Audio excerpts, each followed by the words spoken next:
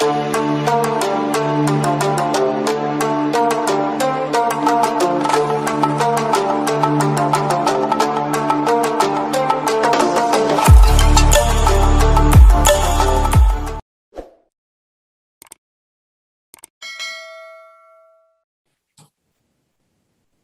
to the Hyperpolyglot Activist, Learn Languages, Make a Difference. My name is Dr. Carlos Yebra Lopez, and today we're going to tackle a crucial question. How much should you pay for a language lesson? So this video comes from a couple of negative experiences that I have had recently and a rant that I saw on Twitter on exactly this topic. Now, first, let's go with the negative experiences.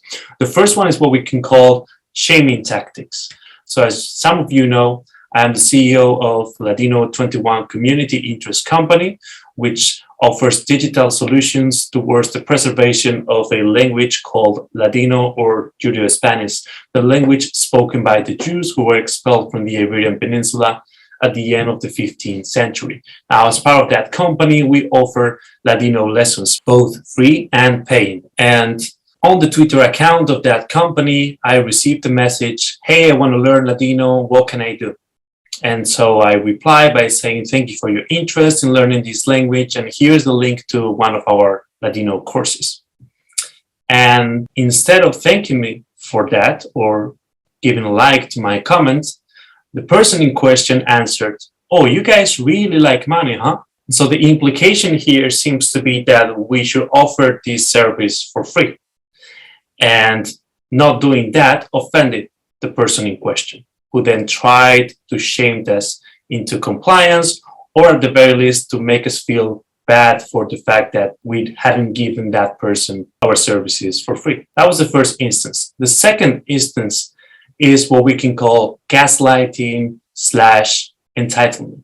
I met this person at a language exchange event. We became friends, we exchanged phone numbers, and so after a couple of weeks, this person contacts me via SMS and asks, hey, how are you? Do you like coffee? And so I answered, everything's going great. What do you need? How can I help you? Because I knew the question was not really about whether I like coffee or not, but there was a follow-up question or a business proposition afterwards. So we might as well cut to the chase. And then the person in question answered, well, I'm currently learning French and I have this textbook. If you can meet up at this cafe this weekend, then I will buy the coffee that you prefer, and in exchange, you could teach me French. And I just blocked that number. 4 to shoot. Parker, thread the needle. Oh, what a block from James! Throws it back at Splitter, who is ready to dunk. We're here in game 2, and here one of the great blocks you will ever see. Splitter winding up. Because either it was a troll, in which case blocking the number is the right thing to do, or this person was serious about my French lessons being equivalent to the price of a cup of coffee, in which case the entitlement surely deserves by blocking the number. To throw it down, and the strength of LeBron James to stop this and throw it back. Exquisite timing. And what a camp. So I continued working as usual, but then after a while, I put 2 and 2 together and I thought, well, maybe there is a pattern between the reaction that I received about Ladino the other day on Twitter and this message that I just now received on French lessons for the price of a coffee cup. And then I saw this marvelous rant on Twitter, which I just have to share. So as you can see here, the Twitter thread in question was this. Hi Lang tweet, I have a bone to pick, so stay with me. You need to stop expecting everything to be free and teachers to teach you for pennies. Share this because we need to get some stuff straight. And it goes through 11 points. So the second point is language teachers, app developers, tutors, and coaches deserve to be paid properly, right? Just as much as anyone else. I've seen too many messages, comments, and tweets that cry capitalism and belittle language professionals' work and make it seem wrong to charge for premium services, just like the Ladino Twitter story that I told you. Capitalism, so this is the third point, feeds on the poor and keeps them poor precisely because they don't pay people what they deserve. Large companies collect the money and then pay you pennies for your time. This forces people to undercut others and search for alternatives in order to survive. Capitalism grooms us to look for cheap things without value, things that will replace often. Let that thought marinate. Capitalism grooms us to look for cheap things without value, things that will replace often. Then they pay the people who make the thing $0.02 per hour and charge us $20. This is why we want to eat the rich. Don't get it twisted. That doesn't mean everything should be free. If we were all paid what we really deserve, company workers, teachers, restaurant waiters, factory workers, barbers, etc., then we wouldn't even be having this conversation. The language industry and community are one of the most accommodating spaces with free courses, free YouTube tutorials, thousands of free Instagram/Twitter accounts sharing daily words and test questions. There is more than enough to learn without extra services or tutors. And then she says, I learned conversational Korean without a tutor, without a textbook, just using free grammar lessons and YouTube videos. That's not to say that paid services aren't useful or wouldn't have made the process much easier. But if you can't afford something, you have other options. Education is the core of development for humanity, and teachers are the top guides. They deserve as much respect as doctors, lawyers, or other quote-unquote top careers. Why do you demand that you can pay the same for both a cup of coffee and a cookie at Starbucks as a one-on-one lesson with a teacher? And this goes directly to the entitlement of the person who asks me for a French lesson in return for a cup of coffee. It's also not cheap to develop an app, and behind that app is a team. This I know myself very well because I have developed a Ladino app for the language learning company UTalk. Behind that eMag are people. Behind that coaching service is a family. I'm not classist because I support and share businesses who make quality products. If you can't afford something, that's okay. I promise there are so many things you can do otherwise to learn a language. But do not belittle a teacher or creator for charging what they deserve for their work. Do not say it's quote-unquote anti-poor because it's not free. And finally, you are not entitled to free non-essential things. You are not entitled to others' time. You are not entitled to free lessons. You are so lucky to have creators who make free lessons and tutorials. So this is an excellent brand, and let us break this down. So first of all, I agree with her that the language industry and community are one of the most accommodating spaces with free courses, free YouTube tutorials, thousands of free Instagram, Twitter accounts sharing daily words and test questions. There is more than enough to learn without extra services or tutors. I would just qualify that assertion with the fact that there is nothing free, strictly speaking, right? So when we think we're doing lessons on Duolingo for free or Facebook groups for free, we're actually giving up our personal data, which third parties then use for advertising purposes. Or in the words of Andrew Lewis, if you're not paying for it, you're not the customer. You're the product being sold. Not to mention that most of these quote-unquote free services imply that we need to deal with a lot of invasive and annoying ads. But okay, for the purpose of this video, we can agree that free means that you don't need to pay any cash upfront. And then many people, just like this Twitter user, apropos Korean, say that they once learned the language without paying anything.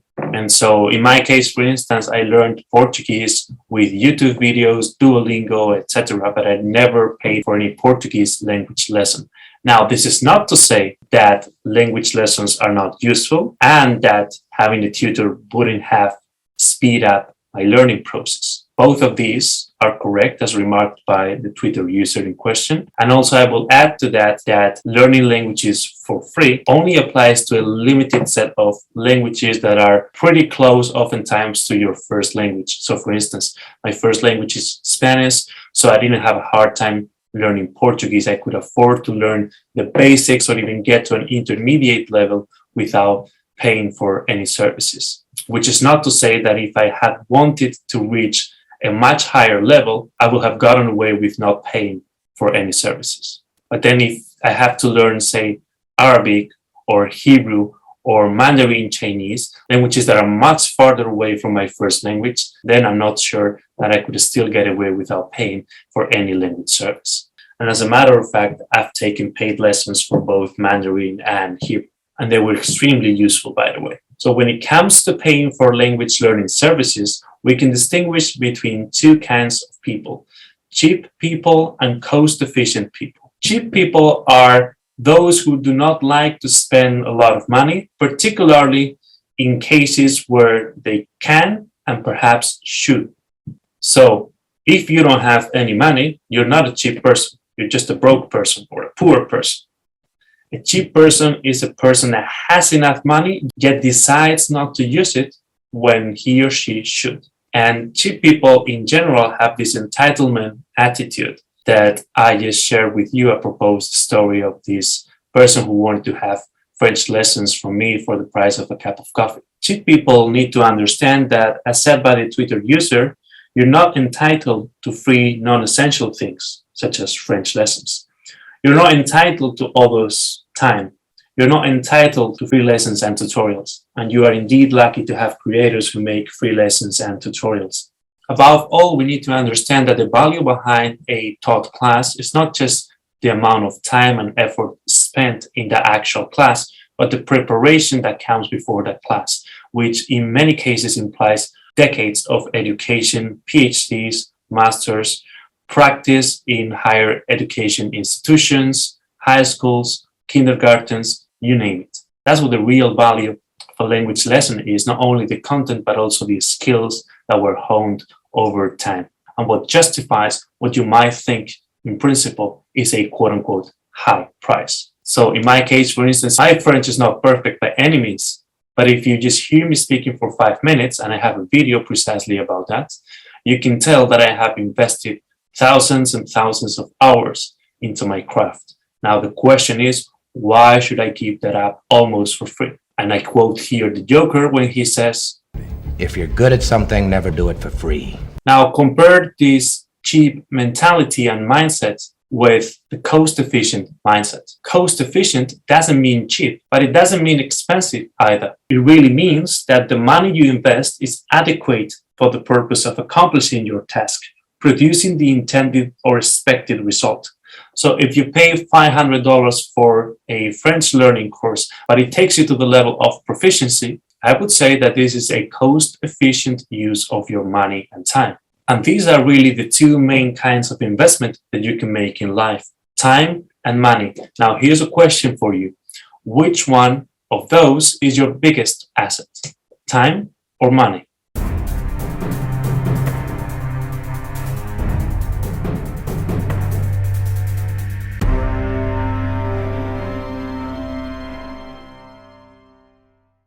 Well, it's obviously time.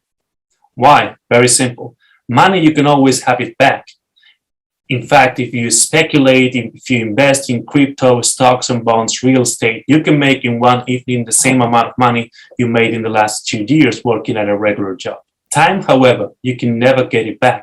You will never be as young as you are right now, and there is nothing you can do about it. Therefore, your biggest asset is time. If you pay a certain price for a language lesson or course, but it saves you time and it gets you to your goal, at the end of the day, that was a wise investment. And that is the key term here, investment. See, in life, sometimes you have to give a little bit in order to be able to receive.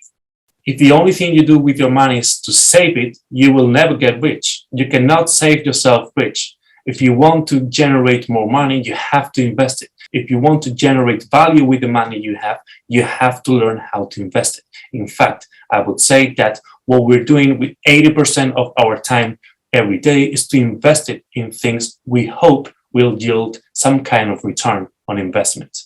And if you're not doing that, perhaps you're misallocating your time and money investments. See, many times when you get things for free, you actually get much worse quality and you don't place the right kind of incentive in front of the other person. So if you join classes for free or chat groups for free, you will get people interacting in your target language, but they won't go to the extra mile to teach you a concept. They won't necessarily have the ability to explain why things are the way they are. And the opposite will happen when you incentivize people with your money.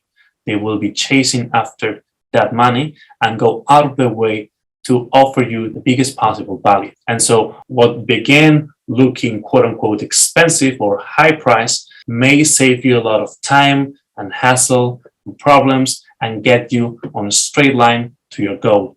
So what to do? It's entirely up to you. I'm not saying you should pay money for language lessons or how much money you should pay. I'm saying that there is no point in trying to shame or gaslight educators and language teachers and professors for charging for services for which they are actually prepared and on which they have invested vast amounts of time, education, and resources.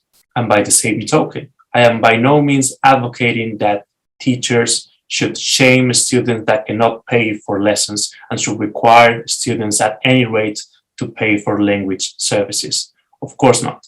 If you cannot afford a language lesson, you should not pay for it. You should be okay with trying to make the most out of the quote-unquote free language services that you have available at your disposal. I hope you found this discussion enlightening. Please let me know in the comments down below what you think about what the right price for a language service or lesson should be. And as always, thanks for watching.